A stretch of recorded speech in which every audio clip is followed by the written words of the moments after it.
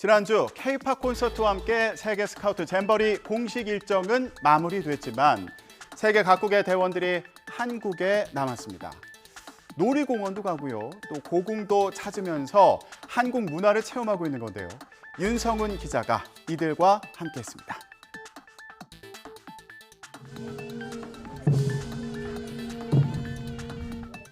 전통악기 연주와 함께 왕궁을 지키는 수문장들이 등장합니다. 그러자 세계 각지에서 온 잼버리 대원들은 금세 눈을 빛내며 집중하기 시작합니다. 놓치기 아까운 듯 휴대폰을 꺼내들고 사진과 영상을 찍기 바쁩니다. I have never seen in real life these such ceremonies, and the Korean cultures are very interesting to learn about, and I really want to learn more about these Korean cultures in the future. 화려한 색감의 한복을 입은 대원들은 처음 경험해보는 한국 전통 의상과 고궁 모두 신기할 따름입니다. I really like this place because I watched a lot of K-dramas, historical K-dramas, so it feels like I'm in K-drama. It's so pretty. We really like it, and it's so comfortable. Even if it doesn't look like comfortable, but it really is. 한국의 놀이공원을 찾은 대원들도 많았습니다. 물대포가 탑재된 배를 타면서 상대를 맞추기 위해 빠르게 손을 놀립니다. 롤러코스터를 타는 대원들은 두 팔을 번쩍 든 채 긴장감을 오롯이 즐깁니다. 남산 서울타워를 찾은 대원들은 서울 도심과 우뚝 솟은 타워를 배경으로 사진을 찍느라 분주합니다. 전망대 안에서 360도로 펼쳐진 풍경을 돌아보고 한국 방문 추억이 담긴 기념품도 빼놓지 않습니다.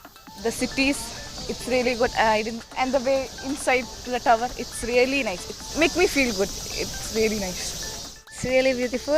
Actually, Seoul is a beautiful city, capital city of Korea. The cities, the bridge, rivers, all was really amazing.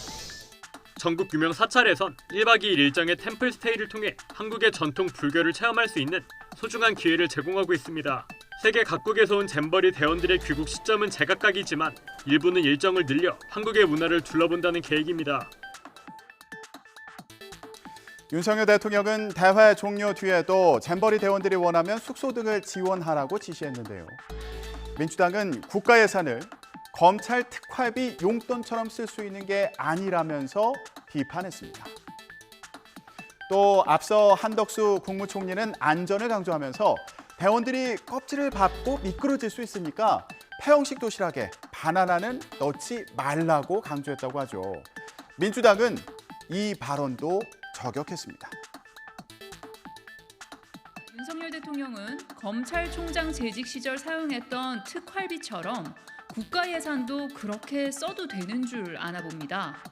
정부가 친 사고 뒷수습에 들어가고 있는 돈 모두 우리 국민 혈세입니다.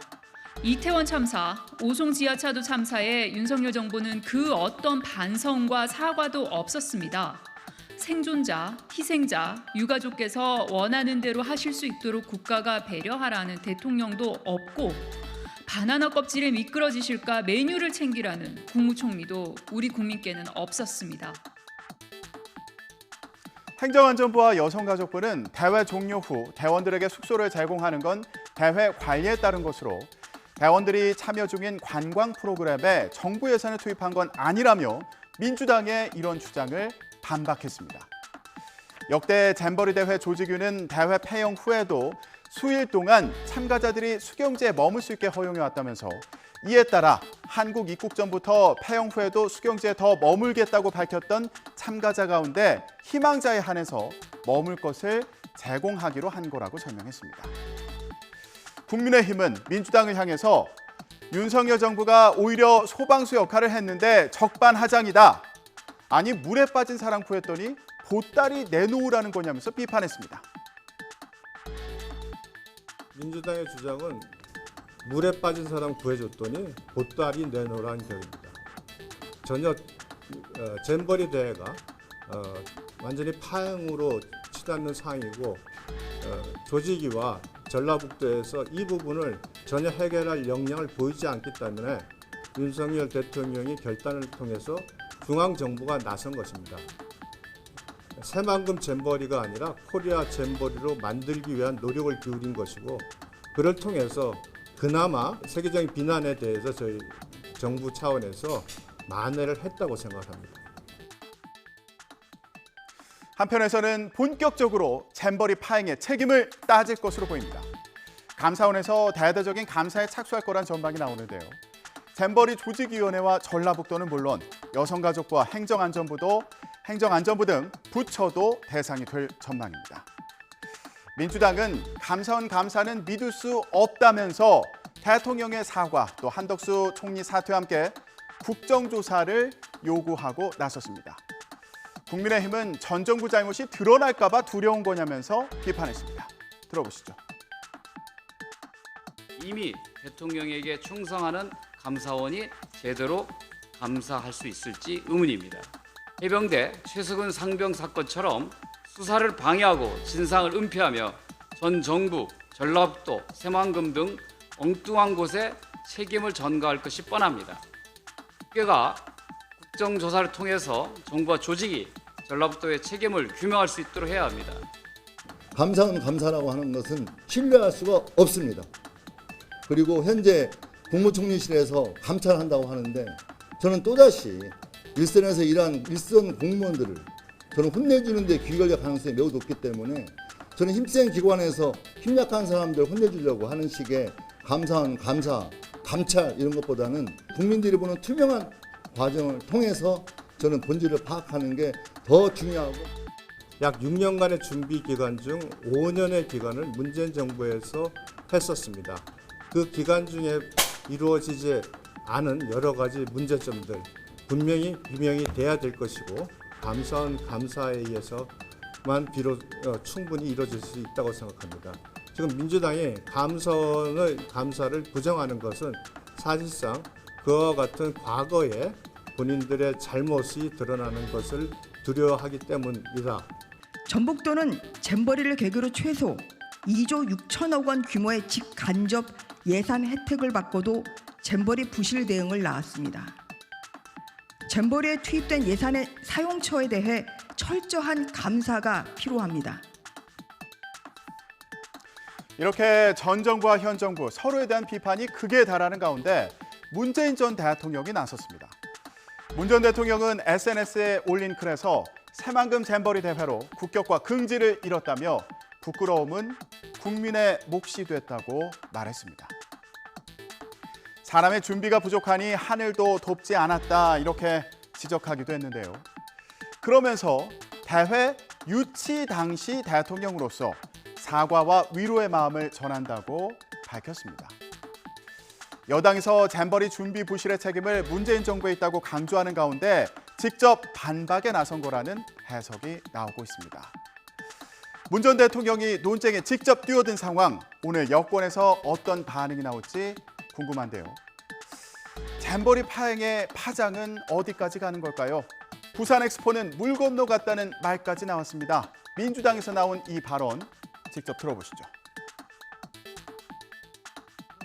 엑스포 유치는 사실상 물 건너갔다고 봅니다. 저희가 하여튼 여러 기업들이나 국민들이 힘을 합쳐서 이거를 역전시키려고 하는 노력을 기울이는 과정이었는데 저는 이런 행사가 있었는데 이런 참사가 있었는데 어떤 나라의 정치인들이 대한민국에 표를 주겠습니까? 우리가 유치를 못하면 지금 정부의 책임이죠. 그건 명확하게 해야죠. 국민의힘은 발끈했습니다. 김기현 대표는 민주당은 공개 사과하고 김 원내대변인을 해임, 징계하라고 촉구했고요. 박대출 정책위 의장도 매국적인 도발이라며 부산역 앞에서 석고 대죄할 엄중한 사안이라고 비판했습니다.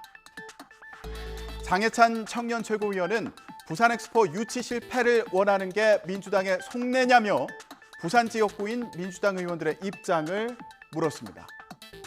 여당 내에서는 저주를 퍼부었다는 강한 비판도 나왔습니다.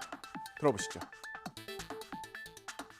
잼버리 파행을 비판하며 부산 엑스포는 물 건너갔다던 민주당 원내대변인의 저주의 망언까지 더하며 민주당은 정쟁에만 혈안이 되어 국익과 국민은 쳐다보지도 않고 있습니다.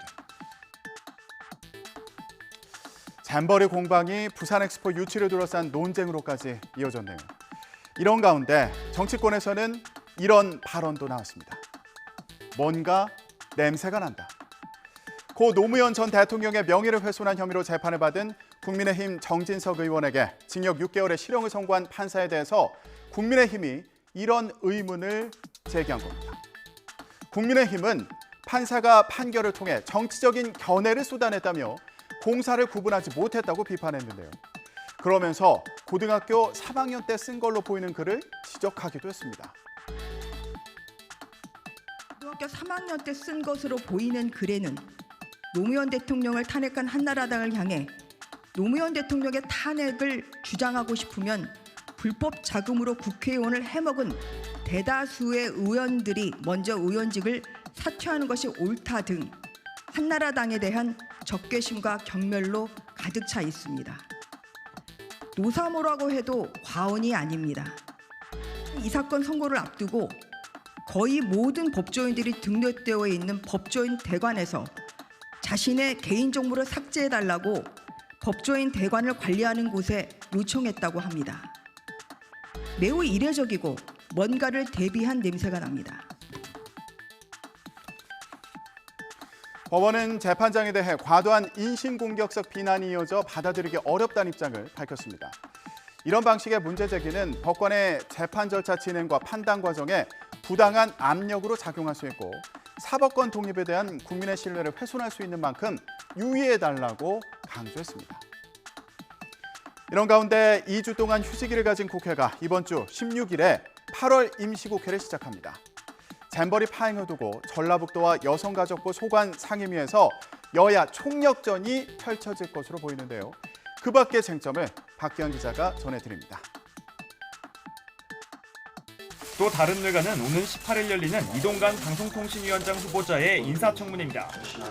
언론 탄압, 자녀 학폭 의혹을 두고 신경전이 계속되는 가운데 당장 증인 채택 합의부터 난관에 부딪혔습니다. 여기에 고 최수근 상병 순직 사건 수사를 맡은 해병대 수사단장 해임 과정을 두고 오는 25일 국방위에서도 여야가 맞붙게 됩니다.